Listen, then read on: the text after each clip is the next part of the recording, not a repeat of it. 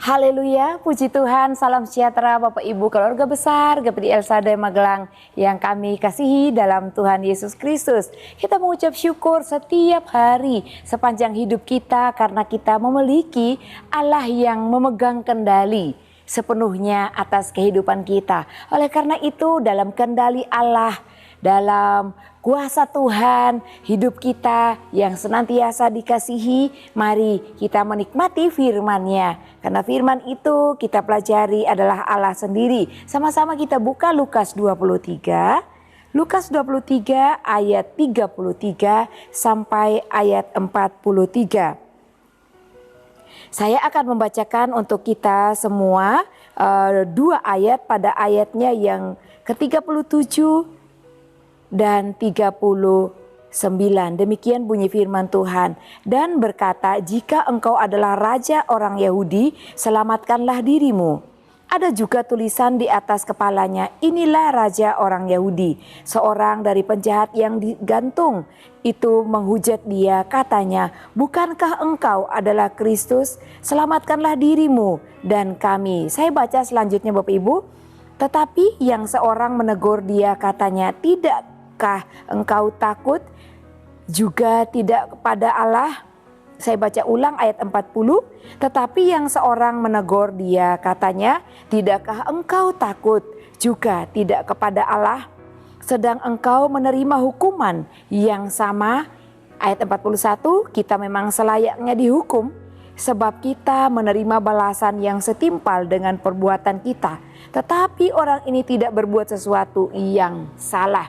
Puji Tuhan, Bapak Ibu yang terkasih dalam Tuhan Yesus Kristus. Hari ini kita bersama-sama merenungkan tentang penghiburan yang tak terduga. Setiap orang pernah mengalami masa-masa sulit dalam kehidupannya. Mengalami masa sulit baik dalam pekerjaan, dalam keluarga, dalam berbagai aspek kehidupan lainnya. Setiap orang tentunya pasti pernah mengalami masa sulit Bapak Ibu Saudara yang terkasih dalam Tuhan. Nah, pernahkah dalam masa-masa sulit tersebut Bapak Ibu Saudara merasakan penghiburan yang tak terduga tersebut?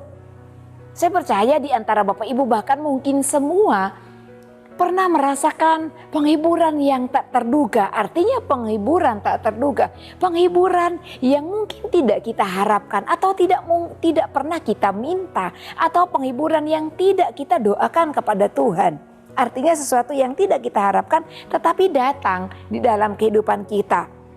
Nah, dikatakan pada ayat 33 sampai ayatnya yang ke-43 menceritakan bahwa Yesus sedang menderita di atas kayu salib. Menderita karena pengorbanannya. Dia yang tidak berdosa dijadikan dosa karena ia ingin menyelamatkan kita dari dosa. Dikatakan dia menderita di atas kayu salib. Dan di atas kayu salib Yesus tidak sendiri. Firman Tuhan menceritakan bahwa ada dua orang di sebelah kiri dan sebelah kanan Tuhan Yesus yang bersama-sama disalibkan. Hanya saja bentuk penyalibannya berbeda. Bapak Ibu yang terkasih dalam Tuhan. Tuhan dipaku, dimahkotai duri, dan ditombak lambungnya. Tetapi kedua penjahat tersebut tidak dilakukan hal demikian. Nah, itu perbedaan dari penyaliban Tuhan Yesus dan kedua penjahat di sisi kanan dan sisi kiri Tuhan Yesus. Penderitaan yang dialami Tuhan Yesus sangat melebihi penderitaan secara jasmani. Karena ada hal-hal yang dijelaskan oleh firman Tuhan. Yang pertama dikatakan pada ayat 35, para pemimpin yang ada pada saat itu mereka mengejek Tuhan Yesus dengan berkata, jikalau engkau anak Allah, engkau dapat membebaskan dirimu dan lain sebagainya. Beberapa hal yang dapat dicatat oleh firman Tuhan. Tetapi tentu masih banyak kata-kata, hujatan, ejekan yang mereka perkatakan kepada Tuhan Yesus. Dan yang kedua, bukan hanya para pemimpin, dikatakan juga bahwa para prajurit-prajurit Romawi mengolok-olok Tuhan Yesus. Mereka menghina Tuhan Yesus, mereka merendahkan Tuhan Yesus. Pada ayat yang ke-36, bahkan salah seorang penjahat yang juga sebenarnya sama-sama sudah dijatuhkan hukuman, disalibkan. Seorang penjahat di sisi Tuhan Yesus yang disalibkan juga menghujat Tuhan Yesus pada ayat 39. Dia berkata, jikalau engkau anak Allah, selamatkanlah dirimu dan selamatkanlah kami.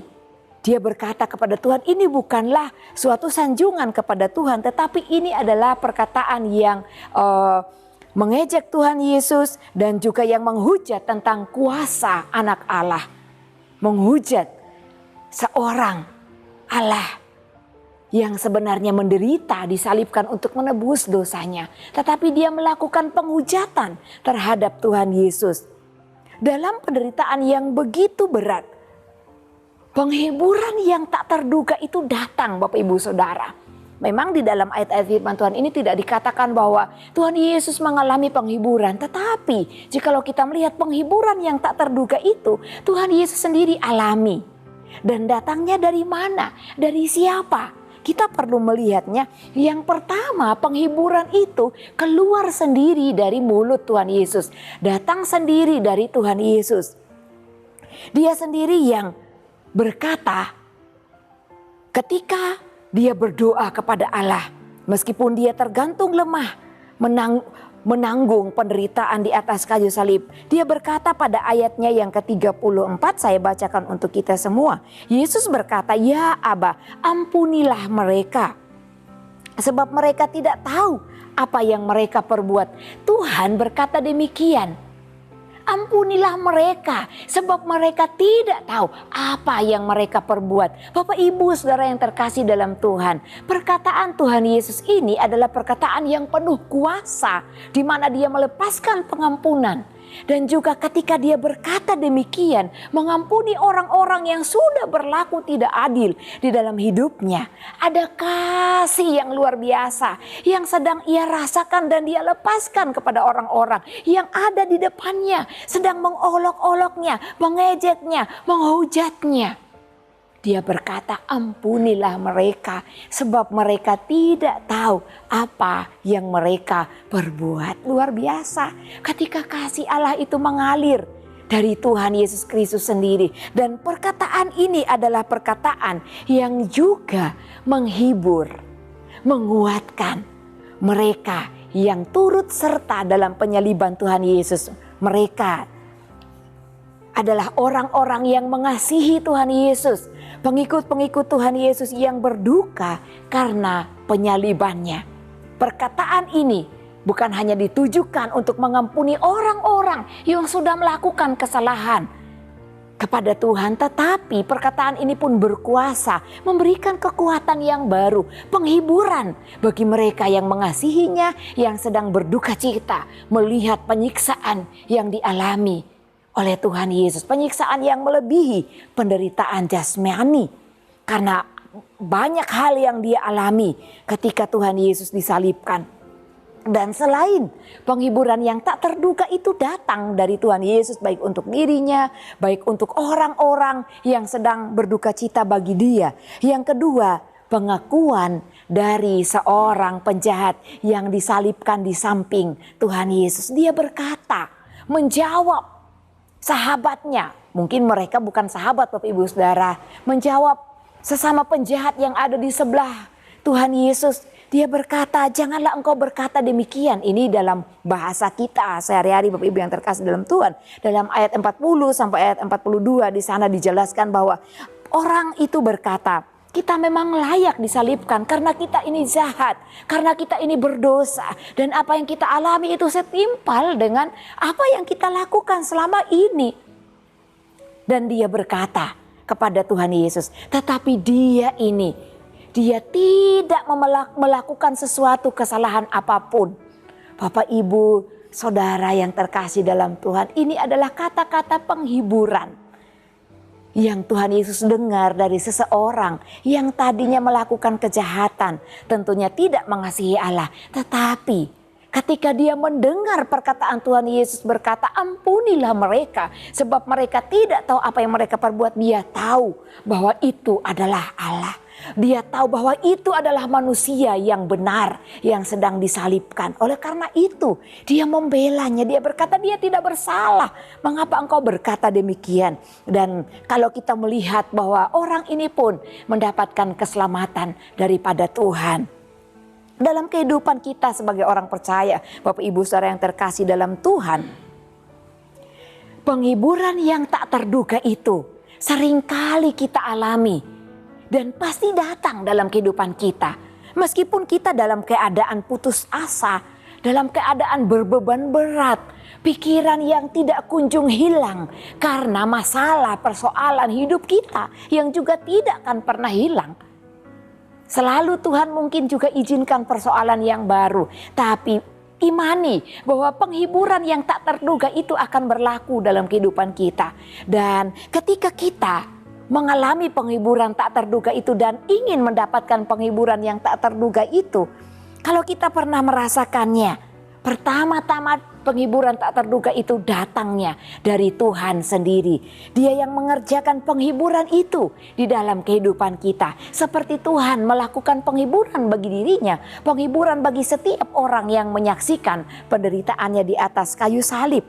Dan dalam kehidupan kita, dalam hari-hari kita, ya sepanjang perjalanan kehidupan kita, Tuhan dapat memakai apapun, Tuhan dapat memakai siapapun untuk memberikan penghiburan yang tak terduga itu bagi kita. Mungkin saudara kita, keluarga kita, bahkan orang yang tidak kita kenal sekalipun, Tuhan akan pakai untuk memberikan penghiburan, kekuatan, dan menolong kehidupan kita. Karena Allah yang kita sembah adalah Allah sumber penghiburan dan sumber kekuatan bagi kita ketika kita dalam penderitaan, dalam keputusasaan. Dan juga di dalam masa-masa sulit, Tuhan tidak pernah meninggalkan kita. Dia Allah yang setia, Dia Allah yang selalu ada di dalam setiap musim kehidupan kita. Oleh karena itu Bapak Ibu yang terkasih dalam Tuhan, kalau Tuhan dapat memakai apapun, memakai siapapun untuk menjadi alat Tuhan, memberikan penghiburan tak terduga kepada orang-orang yang mengasihi Tuhan. Maukah Bapak Ibu Saudara dan saya menjadi alat-alat Tuhan yang Tuhan pakai, mendatangkan atau memberikan penghiburan tak terduga itu kepada sesama kita? Mari mulai dari kita sendiri. Selain kita mau mengalaminya dan mau terjadi dalam hidup kita, kita pun mau Bapak Ibu berikan hidup kita melalui perkataan-perkataan kita seperti seorang penjahat di samping Tuhan Yesus yang disalibkan bersamanya. Dia memberikan perkataan penghiburan kepada Tuhan. Kita pun dapat dipakai oleh Tuhan memberikan perkataan yang menguatkan, menghibur orang yang sedang berputus asa, menolong mereka dengan memperkatakan firman Tuhan yang mungkin pernah kita alami sehingga orang lain juga mendapatkan penghiburan tak terduga itu daripada kita. Kita tidak mencontohi penjahat yang ada di samping Tuhan Yesus, bukan penghiburan tak terduga yang dia berikan, tapi pencelaan, tetapi adalah penghujatan kepada Tuhan. Ketika orang lain mengalami kesulitan, mengalami kesusahan, mengalami depresi sekalipun, jangan hujatan yang kita lakukan Bapak Ibu seperti penjahat yang di samping Tuhan Yesus. Tetapi mari kita menjadi anak-anak Tuhan yang selalu membuahkan perkataan yang baik. Ya, mungkin seseorang itu mengalami kesulitan atau masalah dalam hidupnya karena konsekuensi dari perbuatan dosa yang dia lakukan. Tapi bukan hak kita untuk menghujat, bukan hak kita untuk memperkatakan, mempermalukan orang lain. Tugas kita adalah mau dipakai Tuhan menjadi anak-anak Tuhan yang memberikan penghiburan tak terduga bagi sesama kita, sehingga nama Tuhan tetap dipermuliakan meskipun saya Bapak Ibu Saudara tidak terlepas dari penderitaan di dalam dunia ini. Jangan khawatir, jangan takut. Firman Tuhan di dalam Yohanes pasal 14 ayat 26 dikatakan bahwa Roh Kudus, Roh Allah itu adalah roh penghibur yang akan menghibur, menguatkan, menolong, menyatakan kebenaran, mengajarkan segala hal yang Tuhan ajarkan melalui kebenaran firman Tuhan bagi saya, bagi Bapak Ibu Saudara sekalian. Tuhan Yesus memberkati. Terima kasih Bapak Ibu Saudara yang terkasih dalam Tuhan telah mengikuti Renungan 79, kiranya menjadi berkat bagi kita bersama. Bagi Bapak Ibu yang ingin menyaksikan kesaksian-kesaksian baik mujizat kesembuhan, pemulihan masalah keluarga dan lain sebagainya, atau Bapak Ibu yang ingin didoakan untuk pokok doa tertentu, dapat disalurkan melalui chat WhatsApp di nomor 081327420088. Tuhan Yesus memberkati. Mari kita bersama-sama di dalam doa. Bapa yang baik, Allah yang kudus, Allah yang memegang kendali di dalam hidup kami. Tuhan, kami mau berserah sepenuhnya kepadamu dan kami mengucap syukur pada hari ini. Kami mau merenungkan bahwasannya dalam sepanjang hidup kami pernah mengalami penghiburan yang tak terduga itu. Tuhan, kami mau menjadi orang-orang yang memberikan penghiburan tak terduga bagi sesama kami. Karena Engkau ada di dalam kami dan Engkau siap memakai setiap kami, umat-umat-Mu yang percaya kepadamu. Ya Tuhan Allah, tolonglah keluarga GPD El Shaddai Magelang mengejar apa yang mendatangkan damai sejahtera dan yang berguna untuk saling membangun. Terpujilah Engkau di dalam kehidupan kami. Engkau Allah yang kami sembah, Engkau Allah yang kami tinggikan seumur hidup kami. Dalam nama Tuhan Yesus Kristus kami berdoa. Haleluya. Amin.